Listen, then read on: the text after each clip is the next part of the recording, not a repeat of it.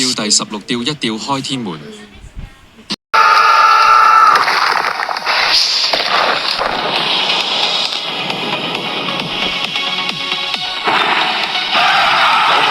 茅山吊术第20搬山。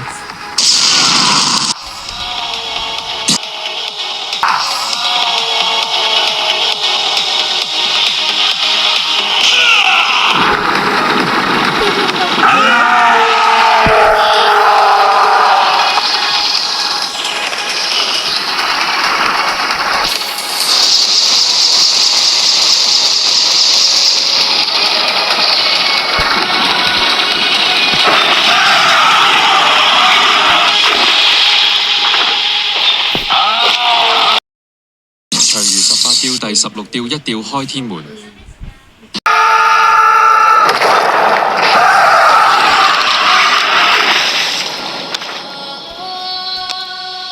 茅山吊术第20搬。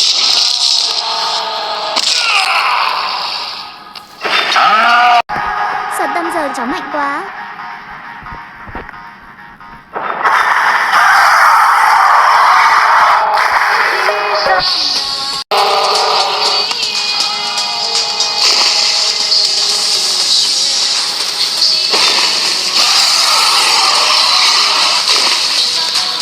Hết điều khai thiên môn, thị điếu,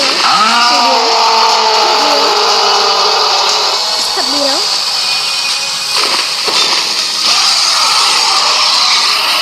hợp nhất.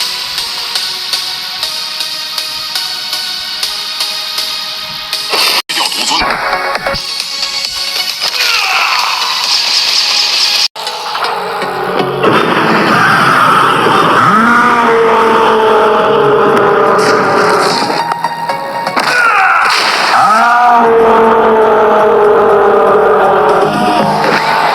長如18雕第16雕一吊開天門。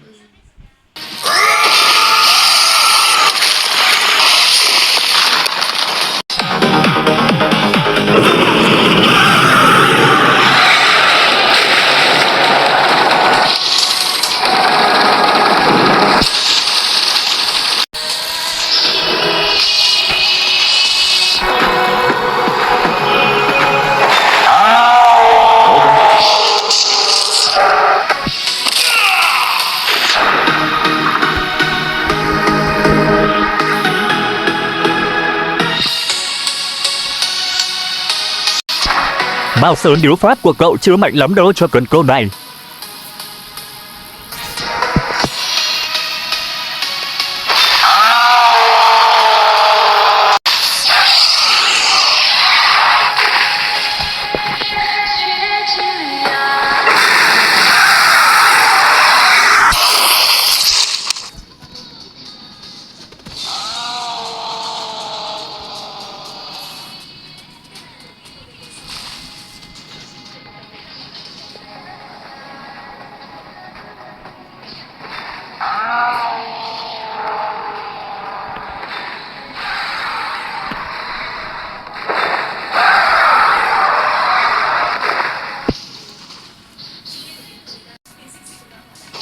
Đầu câu cửu điếu, đệ ngũ điếu, lôi đỉnh song cước.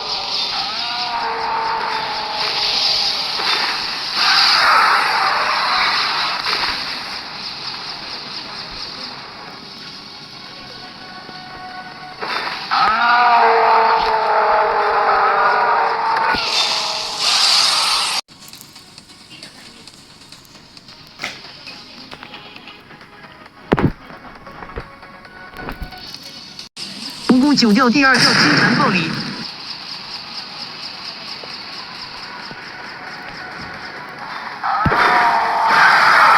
蜈蚣9调第6调母牛喂驴。